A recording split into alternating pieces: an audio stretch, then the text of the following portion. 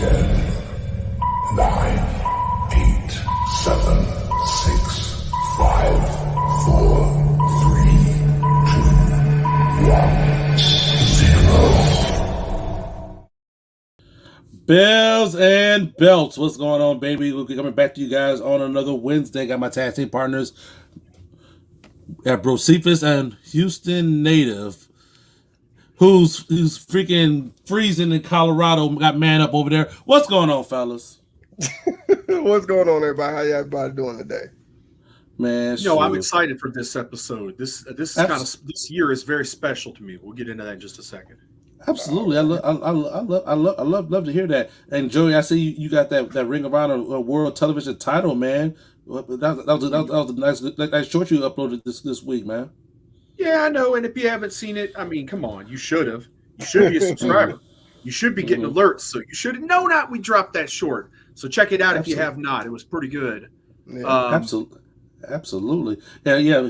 Some folks have different opinions about the belt or whatnot, but it is what it is, man. It is what it is. Yeah. So good deal. Man up. Did you work 90 hours this week, or did you work 80? How many you worked this past week, man?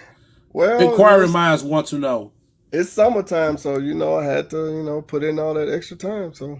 Oh dear God! Why in the summertime? I don't understand, but with my job, summertime is the biggest hits. So it is what it is. All right, yeah. But we got some people out there commenting. I see. Yep, you got. What's up, Scott? Scott's been a while. Where you been hiding? Got Call No Jokes. Howdy, fellas. All right, what's up? Did you like the dual-play version of that dual-plated version of this TV title? I've never seen a dual-plated Ring of Honor TV title at all. You have to educate me.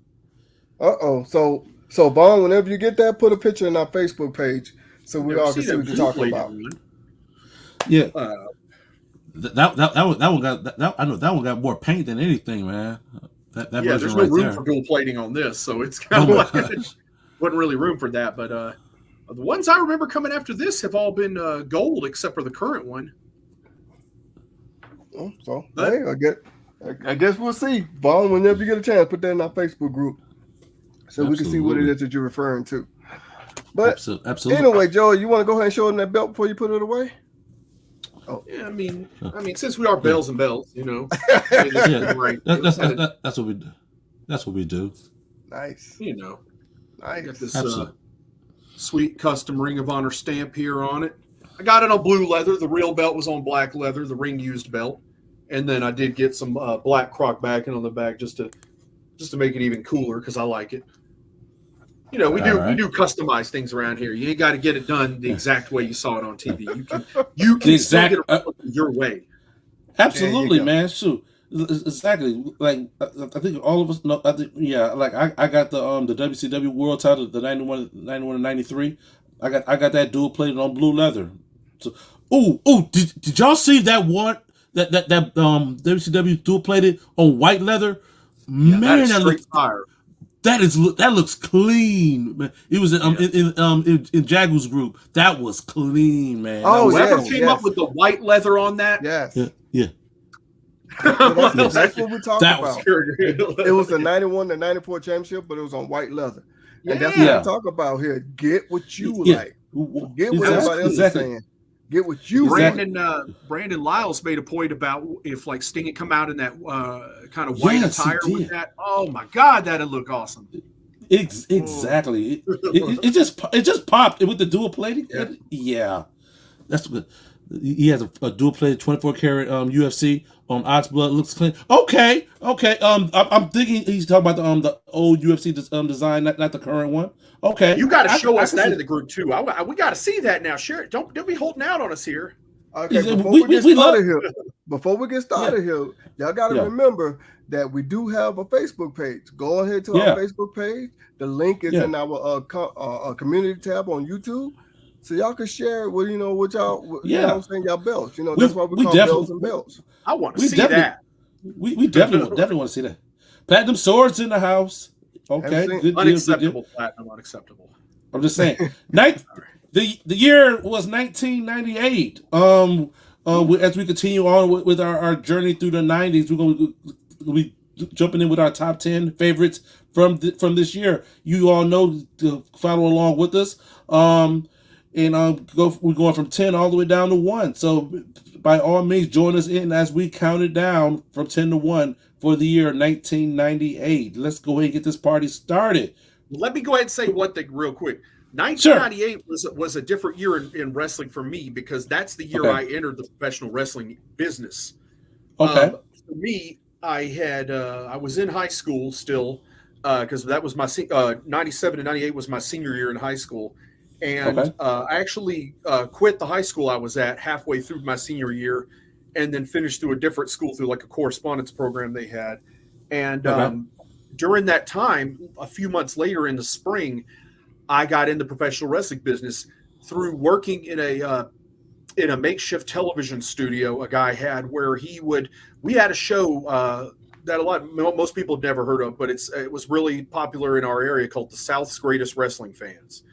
And this was the idea for the show was we would go out to a lot of live independent events and we'd shoot it, or they would send us tape without like commentary, and we do the commentary, edit it, and put it onto our show. So we would feature wrestling from a lot of different companies, kind of all onto one company. Then, I got to the company about, 9 months after it was started, and they had already started getting invited to like indie shows.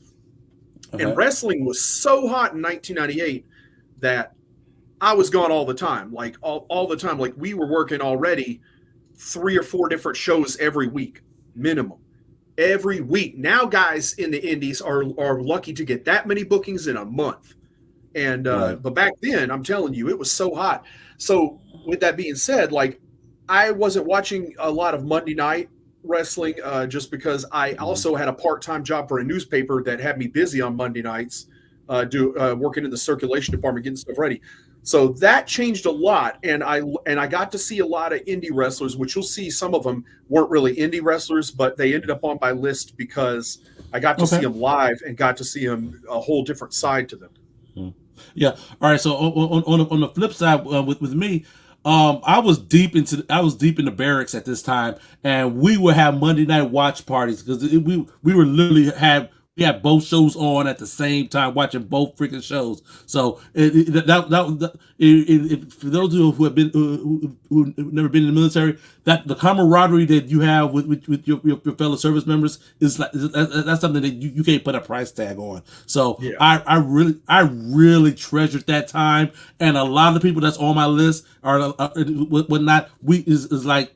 I was feeding off of the energy from that time. So so a lot of folks that it may surprise you that is on my list, but there's sentimental value for me in 1998. So nice. Okay, me personally, I'm gonna tell my age right here.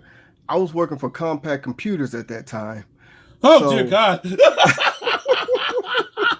Compact computers. I know y'all ain't never heard of that, so don't worry. Y'all can go Google it and look it up. But anyway, I was working for Compact Computers in Houston, Texas, and I was working 12-hour shifts. So of course, I'll be dead tired. I'm not going out nowhere. Wait a minute. 12 hours. That's 12 hours for you. Dude, it was preparing him for what he's doing now. 30 years later, you're working even more hours now. What? 12 hours? That's light work. That's part time. That's light work. Man of hours. Good Lord. Yeah. But so of course, when I'm at home, I'm dead tired. Like I told y'all before a couple of weeks ago, dead tired. You're not gonna go out and chill with your friends. You at home, then I got more responsibilities. So I'm watching more and more wrestling. So that's what So this year is also special for me too, in that reason as well. All right. Well, we're 10 minutes in. We haven't jumped into this top 10, so we got some catching up to do, guys. Ding ding ding. I'm not at home, so just wanted to do it. Okay, good deal. We go definitely check that out. Absolutely. Yeah. All right, so you go ahead, man. Go ahead and start it off. Who's starting it off? You go ahead and start it off. Okay, good deal. All right, go ahead. Go and bring up my number 10. Al Snow. he was like one of those guys that everybody wanted to work with back in the day, whatnot. Whether it's he did a lot of good work in Smoky Mountain, whatnot. Then when he went over to ECW, he came with this gimmick here with Head. And what does everybody want? And what does everybody need? Exactly, and they had this freaking they gave this freaking mannequin heads, man. This stuff was freaking crazy, man. I thought for sure they were on to something. I dug it. Al Snow can go. It was like the perfect storm and whatnot. He challenged Shane Douglas at WrestlePalooza. That was a pay-per-view that I got in the barracks. And we were watching. It was like, Al Snow's gonna pull it. Al Snow's gonna pull it up. He didn't pull it off. But that gimmick got over, and he had them. He had the crowd behind him, whatnot. But I dug that a lot, and I had Al Snow at number 10. Nice. All right, Joe, you want to go ahead and go next? Sure. All right. I'm not going to spend too much time on this. My number 10 is Tommy Dreamer. We talked about him for the last few weeks anyway, so I won't spend a whole lot of time on it. We'll keep it moving. Yeah. Mm-hmm. Okay. All righty. You know what's Cedric? I was right there with you. That's my number 10 as well, Al Snow. Okay. And I do remember him with that character, with that mannequin shaking it and then walking down to the ring, and with that crazy help written backwards on his forehead. I will honestly tell you this. When I first saw Al Snow, I really thought, because he would always have these looks like this, crazy looks like that. I always thought, something mental was wrong with it. He made you believe. But I was just going to say, that's the magic of these characters that he played. And it was awesome. And it's still great to see him, working behind the scenes today with the younger talent and stuff like that. And it was just awesome to see him, some of the stuff he do. All righty. Go ahead. Let's go ahead. We have any top 10s for me out there? All right, just remember, y'all, we want y'all to count down with us. We're going down from 10 down to number 1. And Vaughn right here says his number 10 is Mankind. Okay. All right. Okay. All right. I just want to say one more thing about Al Snow, though. Yeah. Like that gimmick was so hot in ECW, and they never captured that back in WWF. They didn't. No, they didn't. They didn't hitch. He could have been higher up the card than he was. Mm-hmm. With that gimmick, he could have. Mm-hmm. Yeah. Mm-hmm. Absolutely. All righty, Cedric, you want to go ahead with your number 9, sir? Yep. Go ahead. Bring it up. Rob Van Dam started his reign as ECW TV champion. Definitely one of the longest, if not the longest reign of being ECW TV champion. So have him in the list at number 9. Nice. All righty, who you got there, Mr. Joey? All right. Just to me, in 1998, this guy was red hot, one of the most entertaining people on the microphone and in the ring. I'm talking about the heart and soul of the Wolfpack, Conan. This guy was firing on all cylinders on that microphone and stuff, man. Like, he made the Wolfpack. I'm sorry. You can have all these other guys that were way more famous in America, but Conan made the Wolfpack cool. Let's be real. I feel like some of the stuff he says on the microphone. I'm not gonna get into it because this is a family show. But I like some. Man, whatever, man. I done cussed you out and everything else, dude. Whatever. And I'm trying to keep this a family show, like I said, because of this guy right here. You have failed, sir. You have failed, sir. Conan would take off his shoe and throw it at you. Yes. I'm just saying. I just remember that. And throw it at you hard, too. Just saying. Oh, man. All right. My number 9 is going to be a guy that everybody loved to come aboard his transportation, I guess you could say. I'm talking about the hookup. Yep. Train. Oh, there you go. See, Cedric knew it. Hey. Cedric knew it. Man up, he was a on the outside. He was like number 11, number 12 for me. I was going back and forth with that. I mean, come on, who did not love the Godfather and the whole train? Come on, man. And the funny thing is, Joey didn't. Joey didn't. No. Joey don't like them hokey characters. I thought that was funny. It was a fun character. It was. It was entertaining, man. He would provide escort services to win matches, man. I mean, just so he wouldn't have to have a match. Yep. Just so he wouldn't have to have a match, man. I mean, the brother, I guess. So, but yeah. Keep in mind, this was 1998. Well, you can do pretty much anything. Yeah, almost. Yeah. Nowadays, you can't almost do anything. I gotta put it on this face right here. He ain't making the face no more. He ain't making the face no more. That face that Joe was just making. I swear that for the stuff you like, you should be a big Vince Russo fan. Oh no! You have him to thank for a lot of that stuff.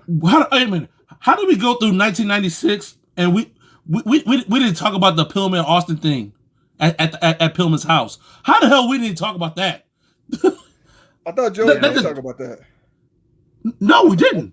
I thought he did. We've talked about it before at some point, but it wasn't. I'm sorry, that part that popped in my mind right there. That was like, oh, did he just do that on TV? Wow. Okay. We got that Godfather's presentation, a lot of that stuff you owe to Vince Russo if you like it. Yeah. No, I can't argue that. It was that shock and awe of presentation that they had. So yeah. All right. Scott here says he's going back to his number 10. His number 10 is Bam Bam Bigelow. Okay. Al Snow is a great wrestler. He trained one of my good friends. Oh, okay. All right. Okay. Good deal. Scott also has RVD for his number 9. All right. Good deal. All right. K-Dot was responsible for bringing the Luchas. That's facts. Okay. Alrighty. Okay. Well, when y'all come down, we want y'all to count down with us. Don't so we can remember the you never have Rey Mysterio without Conan. That's true. Never would. Number 9 here. Barnes says WWF Wing Eagle belt that has been around for 10 years. Gotta give it its spot. Okay. Okay.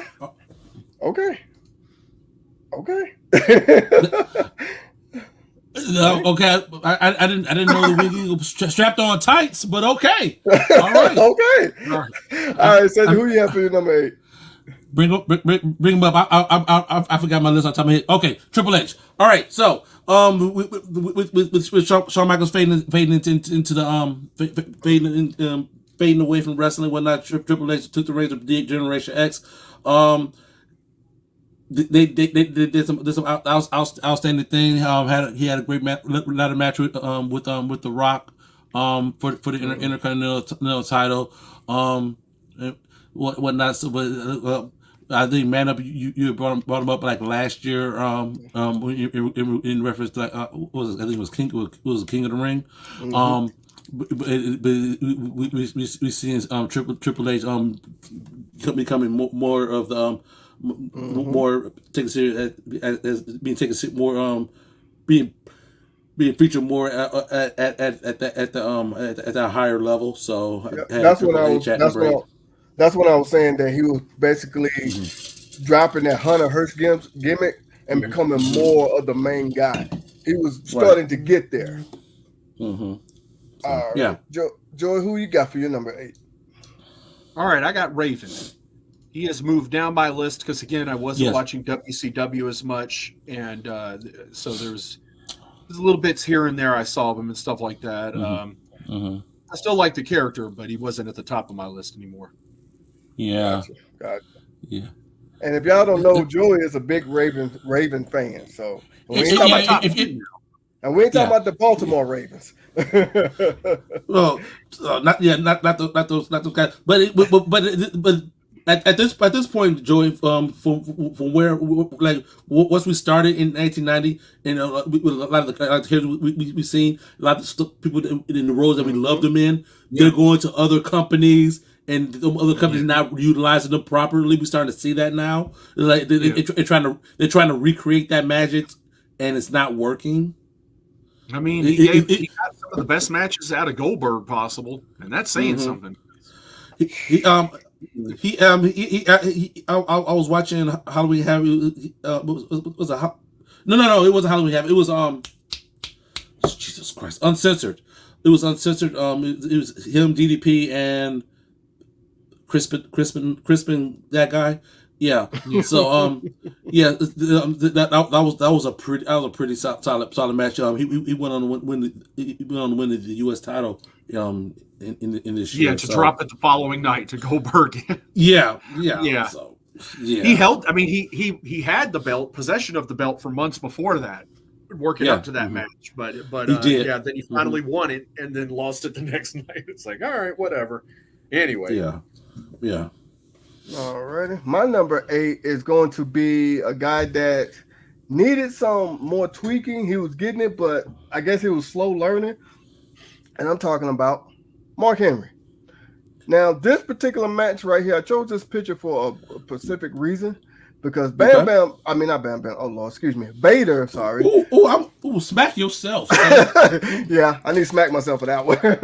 Vader actually brought it to him. I guess you could say, welcome to professional wrestling, and use the B word after that. So and I guess that's when they start seeing that Mark Henry needed some more training, needed some more, go back down a level to bring him back up. But we'll get to that later on. But that didn't even happen in 1998. That happened in 99 or 2000. Yeah, I know, but I'm just saying that's when they was, they realized, they kind of rushed it. Work it all. That's what I'm saying. That's when they realized it, especially with that match with Vader. Alrighty, so that was number 8. Let's go back up here. Scott says his number 8 was Conan Kato. Okay. Ali Balalasa. Vaughn says D'Lo Brown had good runs as the European champion and became the first Eurocontinental champion. D'Lo was good in 1998. Yes, he was number 11. He was my number 11. I was wondering if I should put him on my list, but it is what it is. Okay.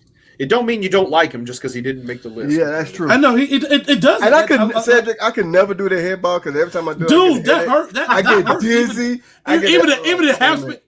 Yeah, but that hurts me even now, dude. Yeah. I'm like, if I turn my neck. Hold on, let me take these off. He would always. Yeah.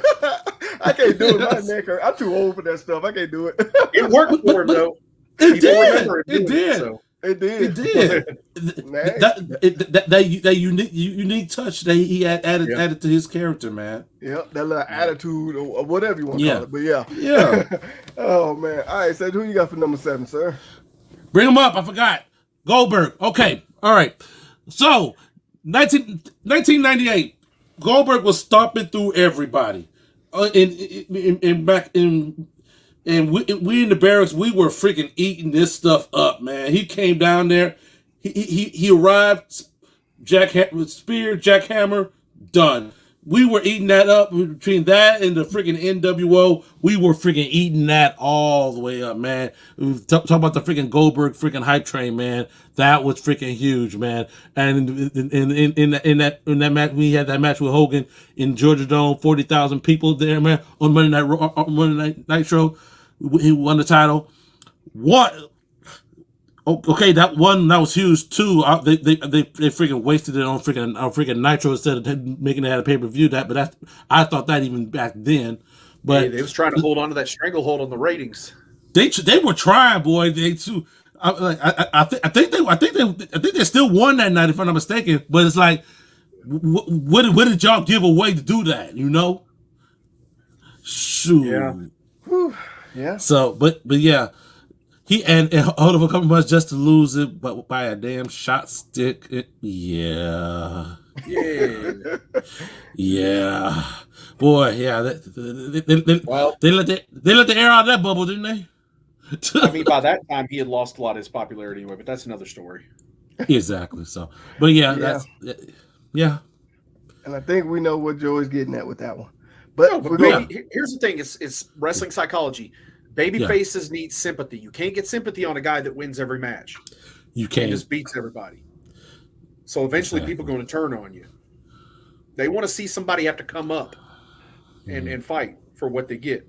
Yep. Which is why your greatest baby faces are always people that had to fight their way up, scratch and claw. Why do you think they did that with Stone Cold and threw everything at him? It had made him have to kill himself to hold on to the belt or do anything. They were trying to heat him up as a baby face, and it worked, obviously. So. Yeah. All right, Joe. So who you got for number 7, sir? All right, I'm going to introduce something that I don't think anybody's introduced yet on one of these lists. A woman.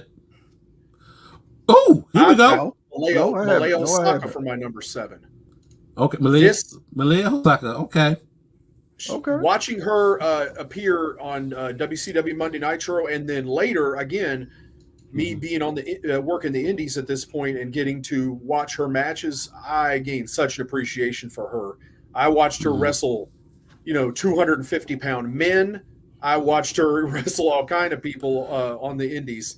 Because the one problem back in those days with booking a women's wrestler was sometimes there weren't a lot of women in the business. So you bring her in to work with a local woman and then the local woman back out or something like that. And then you kind of have to grease the palm of the athletic commission to let her wrestle a guy. Because believe it or not, they don't allow it in a lot of athletic commissions. So, and so this was, getting to see her work on both national television and on the Indies really gave me an appreciation for what a great wrestler she was. Okay. Absolutely. Absolutely. All righty. Let's see who we got for here. Number 7. Vaughn got Jeff Jarrett and Owen Hart. That's a tag team, bro. That's a tag team. I promise you, we're gonna do tag team. That's what he said. Yeah, disqualified for you. Disqualified. Oh my gosh! I promise you, we're gonna do tag teams. 1990s. I promise you, we're gonna do it. Yep. Scott has Ken Shamrock. Okay. All right. All righty, and they agree with all of us. D'Lo was very underrated. Okay. D'Lo is better than 95% of the AEW roster. Now he eats more than 95% of the roster. I cannot argue with that at all. Now he eats more than 95% of the AEW roster. Hell, he's what do you mean just AEW? You got to remember You got to remember Christian Cage is on the AEW roster, and I just watched that whole interview with him. Christian Cage is probably the best heel, one of the best heels, if not the best heel in the entire business right now. Yeah, absolutely. He's in AEW, so you might have to eat your words. Well, that's what he's doing now is something to behold. That's why they said 95. So they leaving that 5% open. I don't know. So we'll see. All right, we're at 6. So who you got for number 6 there, Cedric? Bring it, Dean Malenko. He had a hell of a feud with Chris Jericho in 98. He went to the phrase. He said he was losing pay-per-view at the pay-per-view. As Mean Gene tore into him and like, you are a loser. I'm like, damn, Gene, like really? So what are you gonna do? What you gonna do? He said, gonna go home. But he came back. He came back and did win the cruiserweight title. And they told a great story with him and Chris Jericho and whatnot. Yeah. So Demon go ahead in the second half of this list. It's been a standard in my list, and he still hasn't disappointed at number 6 for me. You know what, fellas? I think we just messed up. I didn't even do my number 7. Okay. All right. Let's go ahead. My number 7 is Booker T. Yep. Ready? I like that feud that he had with Chris Benoit right there. Not going to get into that right there, but let's go ahead and keep going. Joey, who you got for number 6? All right. Here's another guy a lot of people wouldn't think about from 1998, but this guy was doing some of the most innovative stuff in 1998. I'm talking about Tommy Rogers, formerly one half of the Fantastics. Fantastics. Obviously he made a career a lot in Japan and in ECW, but at the time I also saw him work a lot on the indies, and he invented a hold that a lot of people don't know that he invented, and it was called at the time the Tamikaze, but a lot of people know it today as the kill switch or the unprettier. Okay. He invented that move, and in 1998 he was using it all over the world, and getting to see him be like the first guy. I watched him put it on big guys, small guys, all kind of people. And Tommy Rogers was, again, for a guy that really wasn't on national TV during this time, like in WWF or WCW, again, was unbelievable at this time. I think he may have had some appearances on WWF TV during this time frame, but he probably was few and far between though. Yeah, he was really fantastic. Nice. I like what nice you did there, Joe. Nice. Very nice. Have we did our top 10 finishing maneuvers yet? Yeah, we already did that one. Have we? Yeah. Yeah. I gotta look at the archive. I gotta look and see. We might need to do a version 2 or something like that, because there's always meeting on the phones and stuff like that. All right, man, come on, bring yours. Number 6. My number 6 is going to be, Cedric talked about him earlier. Talking about Triple H, and he talked about this match right here against The Rock. They had some great feuds and stuff like that. So. And like I said before, that's Triple H was starting to become in his own. Well, not starting to become his own, but starting to become, the top tier guy. And like Joey said earlier, he was slowly climbing, slowly getting there to be a real good heel. So I gotta put that up. Put Triple H in my number 6 there. All right. Well, in 1998, not necessarily. He really did make that transition to going back to heel, because they really worked. They really were popping folks in '98 with DX, with all the antics they have with WCW. Going after doing the mockery with the nation and stuff like that. They were getting the babyface pops all day long, and you couple that with the Road Dogg and Billy Gunn. So yeah, they were over like Rover, man. That ladder match was more about getting the Intercontinental belt off the Rock than it was for Triple H winning it. Hey, right. That story was still about the Rock, and we would see a few months later why. Yeah, exactly. All right, Scott Hill got Val Venis as his number 6. All right, Joey, that's your guy. Boy, guy here got NWO Wolfpack, Kevin Nash, and Sting. You got to pick one. Singles wrestlers. And he's saying, speaking of Christian Cage, Joey. Oh man, man. Christian Cage is a different person than that, Christian. He'll tell you that in the interview. Watch that interview with Chris Van Vliet. The Christian Cage interview. That's beautiful. He's halfway in character the whole time. It's great. I didn't watch still it talking yet. deep like Batman, kind of. I know you put it in our chat, but I haven't watched it yet. I need to. I'll probably watch it tomorrow or something. Very good. Yeah, in between your 16-hour shifts. I understand, man. I understand. Number 5. Tomorrow's gonna be a light day for me. I'm only doing 9. All right. So Jesus Christ. Who you got for number 5 there, Cedric? Bring it. This right here. Ralph. I love this. I love this Jericho. I love Jericho. I love the presentation with Ralphus. That was over to me. He pointed to Ralphus like, and crowd control.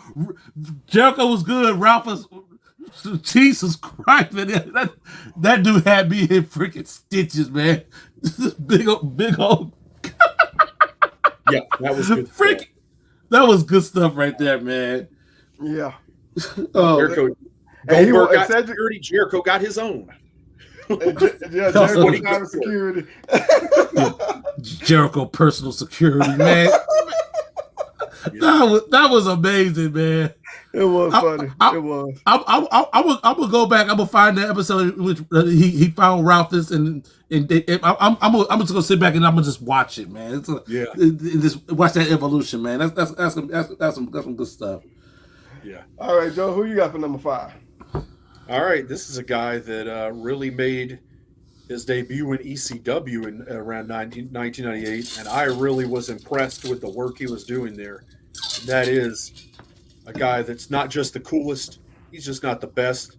He's just incredible. People love this gimmick coming in. Get rid of that stupid Aldo Montoya crap. That's another terrible gimmick the WWF had him. Oh dear gosh.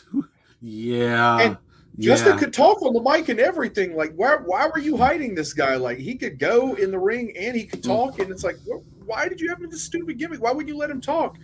And so this was his breakout time right here. He started as a singles wrestler in 1998 in ECW, and I enjoyed him. Nice. All right, and my number 5 is gonna be a guy, that I like the most, and I don't want to talk about it because we already know what happened. But talking about my favorite wrestler, Kane. Yeah, I don't want to talk about it. I'm still hurt over that. So, and y'all already know why are you hurt, man? Why? It should have been more than one freaking day. First off, the belt shouldn't have come off of Austin 2 months or 1 month after he won the belt. Okay, I can give you that. You're right. That era, this is why I'm not an Attitude Era fan. That stuff. Exactly. That's one of the reasons why Mankind has never been on my list, and I like Mankind. But that's one of the reasons why he's never been on my list. Wrong. Monday Night Raw needed Adderall. Huh? Monday Night Raw needed to be on ADHD medication the way they changed titles. Exactly, man. It's like it was crazy. If you weren't writing it down, you couldn't keep track of who had what freaking belt because it was freaking changing so freaking often, man. It was crazy. Can't argue with you guys on that. All right, so let's see who got here for number 5. All right, let me go back up here.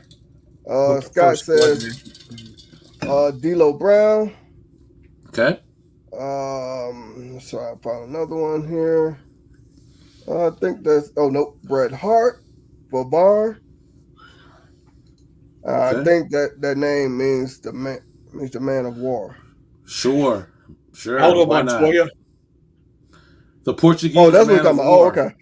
Okay, that's what we're talking about. So he was the Portuguese man of war. Man of war? Yeah. We had no problem to fill my list with the Nitro Girls. Yes, he said yes. That's who we're talking about. All right. Okay. All righty, and I think that's all of the number 5s. Okay. All righty. So who do you have that's set for number 4? I think I got Shane Douglas at number 4 if I'm not mistaken. Yep, the franchise, man. Dominant year as ECW World Heavyweight Champion, man. All criminals solidified his freaking dominance this is his entire year. Freaking yeah, man. Yeah. Shane Douglas. This year of Shane Douglas is where you would see a certain famous guy on WWE pull a lot of his inspiration from during some of his later dominant runs as world champion in WWE. I shouldn't even have to tell you that if you know about Shane Douglas's character that year. A lot of people borrowed a lot of things from the franchise, not just him. Several people.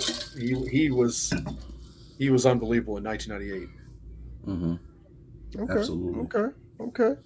All right, Joe, who you got for number 4, kind sir? All right, I've got a guy again I became friends with after getting into the wrestling business. Always had a deep appreciation for his work in the ring and gained more of it during this time, and that is Brickhouse Brown. I knew it was coming. Absolutely. Brickhouse Brown. Not only I watched this man work as a heel in some of those redneck places and draw some of the most incredible heat I've ever seen, including in front of like 3,000 people at this balloon classic thing we did in Mississippi, in Greenwood, Mississippi one time. I wish there was video online for that, but back in those days we recorded on Super VHS. There's not a lot of that running around on YouTube. I mean, what is that? Super VHS? What the hell? What is that? What is that? Television back then.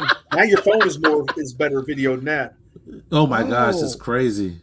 But yeah, not a lot of those videos circulating now. But yeah, just unbelievable. And he's personally responsible for getting me booked a lot in 1998 and 1999. That man. Awesome. That man told a lot of promoters that I should be the announcer on a lot of different companies and shows. So that's what's up, man. But again, just to witness him in front of some of these independent crowds, and we're talking again thousands of people. We're not talking, like you would know the indies, 50, 75 people. We're talking bigger indie shows here with thousands of people. Brickhouse being a heel and just getting nasty heat. Well, love the guy. Nice. Good stuff. Alrighty, my number 4 is going to be The Undertaker. And I will say this here. Some of those matches he had against The Rock, Mankind, and Triple H is what made me want to go ahead and put him on my list. And made me put him on this list. Higher than Kane? Yeah. And I know that's controversial, me saying it like that. Yeah, it is, man. I'm shocked, man. Yeah, only because of Mankind. But anyway, I'm gonna leave that one alone. I'm getting a little heated. You're gonna see steam coming out of the bald head. Heated? Man up, it's been over almost 30 years, sir. Let it go. I can't. Let it go. Why do you think I'm wearing the shirt? Let it go. I can't. Let it go. Let it go. But yeah, those matches I think were pretty decent, for the Undertaker, especially the one against Triple H. I thought that was a pretty good match. And so I had to go ahead and put him on Triple H in '98. Yeah, yes, he did. Ready? So who do we have here? What was it? Number 4. Let's go back up here. Give me a second. Scott agrees with me. Triple H. Let's see who else here. Number 4. Vaughn says DDP matches with Goldberg and HH. And how long we have it? Oh, sorry. Yeah, I'm still thinking Triple H. Sorry. You mean DDP had a great match? Yeah. Yes. Yeah. And Goldberg was just there. Godfather. The Godfather who be pimping hoes nationwide. Ah, dang it, I missed. Darn. Oh man. I'm just saying. I want to get into a little bit about the Godfather, but we gotta make sure we stay on pace here. We're actually doing pretty damn good. We still got 15. Let me go ahead and say this here then. Did y'all know, kind of like Stone Cold, wife gave him his name? Did you know the Godfather's wife did the same thing? Did he? Did he? Yep. He said that his wife gave him that name, told him the gimmick, and used to make his outfits every night. Really? Yep. And 6 months later, he was divorced. No, I don't know if he's divorced, but I don't know if he is. But that's what he said. His wife came up with everything. Nice. I was shocked to hear that. Hey, it worked. In that era, it worked. In that era, it worked, man. I don't think his wife came up with, because he was using the Godfather name months before he started doing that gimmick. But that's out of his mouth. That presentation and character has Vince Russo written all over it. I'm sorry. It just does. But you can say his wife came up with that character. I believe that when I see it, when I hear that. Almost made me lose my Gatorade, Joe. It's Vince Russo's work there. Hey, nobody giving that company free plugs on our show. We want some of that advertising dollars to mention that. Come on now. Oh, okay. Come on now. I try to put in a good word. I see. All right, Cedric, who you got for number 3, sir? Oh dear God, I forgot who I had at number 3. All right, there you go. Okay, all right, yeah, The Rock became the corporate champion for the corporation. Yes. Just to go ahead and skip over Joey, that's also my number 3. Okay, he won the championship at the Deadly Game tournament at Survivor Series. I wasn't expecting to go in that direction. Being with Vince. Hindsight being 2020, I see it. At that time, I didn't. I didn't see this one coming. Him and Austin were 1 and 2 baby faces in the company. No. And when he broke away from the nation, he went on his own. They were rivaling each other back and forth in popularity. But I didn't see that turn coming. I didn't. I got one thing that Joey always says. I did not like that finish. Had him in the short, had Mankind in the sharpshooter, and just Vince is gonna say ring the bell. It's like. It was tongue in cheek to a year earlier. That's all that was. That's all that was. He tried to make people think Mankind had a shot at winning, though. They did do that. I remember that. Like they tried to make Mankind feel like he couldn't be killed, but it's like, come on, man. Yeah. Or wasn't it Mankind was convinced, like Vince was in his ear, kind of, or whatever, that he was like he's the guy or whatever. Exactly. Yeah, he was just stringing him along the whole time. So yeah, could have been better than that. But okay, all right. So who you got for number 3, Joey? All right, I got Jerry the King Lawler. Ooh, good one. Again, this partially is because of me getting into the wrestling business, working with Lawler, working shows that he was on, watching him still draw crowds, watching him do his magic and stuff. Again, just unbelievable what he was still capable of doing in 1998 at the time. And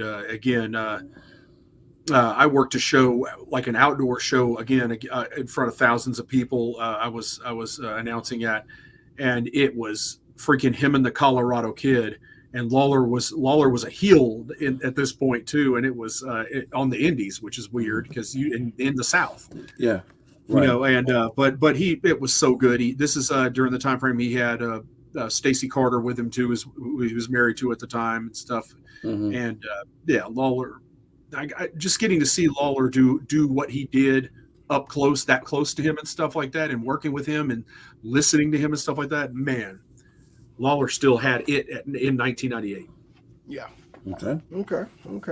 All right, let's see who the crowd has at number 3. I mean, number 4. I'm sorry, number 3. Sorry, 3. All right. I think this was a shot at Joey. This was a shot at Joey. He's just trying to pop you, Joey. That's all he's doing. That's a shot at Joey. It got to be now. I never heard of Nation of Domination. Who do you wrestle in 1998? Exactly. I never heard of a wrestler named that. All right, Platinum says they got Val Venus, him and Godfather providing a lot of ammo and fuel. Dude. He said, I only watch Raw for the hose. For the hose. I'm just saying. Scott has Booker T for number 3. Good choice. Yeah. All right. Alrighty. And that was it. Okay. All righty. Cedric, who you got for number 2, kind sir? Bring him up. Got to. Macho Man, if he's wrestling, he's on my list. He was on the shelf a lot this year, though, wasn't he? He was. Did he spend most of the year on the shelf? He still. He said he had a match, so he's on. He had a match. He won the world title in 1998. Yeah, and that's true. That was a mistake too, by the way. That was. I already covered all this. Macho Man is like a 3 or 4 time WCW champion, but didn't hold combined total for less than 30 damn days. I mean, come on, God damn it, man, really? It was that, and he did not fit in the Wolfpack to me. Mm-mm. It wasn't a good fit. Neither did Luger, though. But Luger tried. Again, he was cool by association because Conan was in there. Exactly. So, yeah. So, all right, Joey, who you got for number 2? All right, number 2 is the year I gained a deep appreciation for this guy. I'm talking about the human suplex machine, Taz. Okay. This was a year for Taz, let me tell you. Coming up. I love this. Here you go. There's the original FTW. the original FTW belt there, and he was killing it. This is the year where him and Shane really, were teasing and working together, and Taz was trying to get Shane Douglas all year. Yes, nice. All right, and my number 2. Oh, I'm sorry. Wait. I thought you were still going. My bad. All right, my number 2 is going to be a guy, I cannot pronounce this guy's name, who he defeated for the Cruiserweight title on a live TV show, on the WCW. I'm talking about Rey Mysterio. One of the few times you're going to see this man without his mask. And that was yeah, I know. We know that was a huge mistake, and even Eric Bischoff says that was a huge mistake. He wish he could do it all over again and not do that. Yeah. After watching WWE make millions off of him, with the mask, off of that mask, off of the mask itself. Yeah. But yeah, so I forgot my train of thought. But yeah, Rey Mysterio, my number 2. There, I'm a huge Rey Mysterio fan. I mentioned him a lot on this channel. Y'all should know that by now. All right, so who got their number 2 up here? Scott says DDP for his number 2. Okay. But don't do the symbol on camera, or you'll get sued. Remember that. Jay-Z can tell you that. Exactly. Oh my goodness. I want to do it, but no. Just one hand. Okay. I told you this is a bunch of letters. I don't know what that means. This is just a pop Joey. I'm telling you. Platinum said he agrees. He doesn't want to pop me. He agrees with you, Joey. He got Taz as well for number 2. You know what? I don't know, but we now have generic troll and Vaughn. Vaughn is going to be generic troll from now on, because he's going to do everything opposite of what we asked everybody to do. So we have generic jobber. Vaughn is now Christian generic troll. He said, "I'm the learning tree." That was Brian Myers' gimmick before it was Jericho's too. Jeez. Brian Myers did that same gimmick in TV. Platinum says Taz. Okay. Wanted to make sure. All right. All righty. So we're at the home stretch here. I don't have one. Yeah, there you go. Drum roll. Yeah. at number 1, Stone Cold Steve Austin, of course. Won the championship. Stayed in the top guy in WWF at the time. Stone Cold Steve Austin. Hey, we were heavy. We swinging back and forth. Stone Cold and all his antics. Trying to overcome the evil Mr. McMahon. Yeah, that was definitely good times right there, man. So, yeah. Stone Cold Steve Austin at number 1. Who didn't want to beat up their boss? But yeah. All right. Exactly. I've never. I mean, I ain't had that many bosses I want to beat up. Damn. What kind of jobs you had? Hey, I had a couple sergeants, man. I did, man. I was like, I had a couple, man. Like that dude, like damn you an asshole. I wish I could give you a stunner. Yeah. I really wish That's I could. The military way, and then you become a toxic leader one day too. Exactly. Oh my God. The toxicity breeds you up, and you're cool. It breeds toxicity breeds toxicity. Once I get that rank, boy, let me tell you. Exactly. You just wait till I pin on. You're gonna catch it. I'm gonna start smoking people right here on the spot. until I go and get my NJP. I know, right? Oh my God. Oh my goodness. Yes, yes. Good. Good this times, is the last that we have. Y'all should. Never mind. All right, Joe, who you got for number 1? I'm gonna leave that one alone because I was gonna say something. But Joe, who you got for number 1? I've got the franchise Shane Douglas. Okay. Again, nobody to me was doing better work than this guy. He, and he was doing a lot to carry this company forward and build it into what it would become. 1998 was a pretty successful year for ECW, and I give a lot of credit to Shane. Absolutely. All right. Alrighty. And I'm gonna have to go ahead and agree with Cedric. My number one as well is Stone Cold Steve Austin. The beer drinking and swearing, middle finger giving, don't give a damn. I'm gonna do what I want to do. Like I said, we all have bosses we want to just a few times. So we all lived through Stone Cold with that. So that was a great gimmick that I don't know who came up with it, how or whatever, but I know he created that stone face character, based on that century of the trial of the century or whatever. And, but all that stuff. But with that being said, I love Stone Cold, one of my favorites of all time. All right. So let's see who we have here for number one. Okay. Stone Cold Steve Goldberg. The Warrior versus Hogan match. Okay.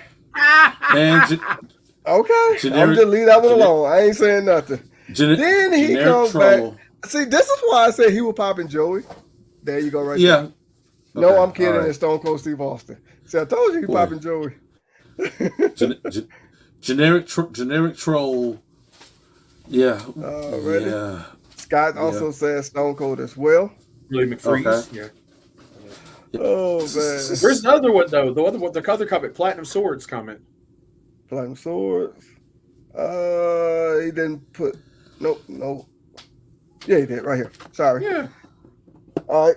Number one got Stone Cold. Wow. Wow. Stone Cold Steve Goldberg. Jeez.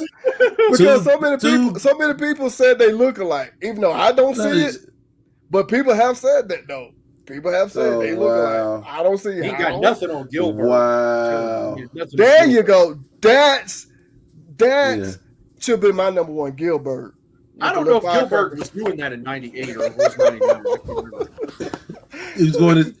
Hey, he's the longest reigning WWF light heavyweight champion. Man, freaking Gilbert was over, man. I don't know. It was funny. It was over. It was. Oh my god.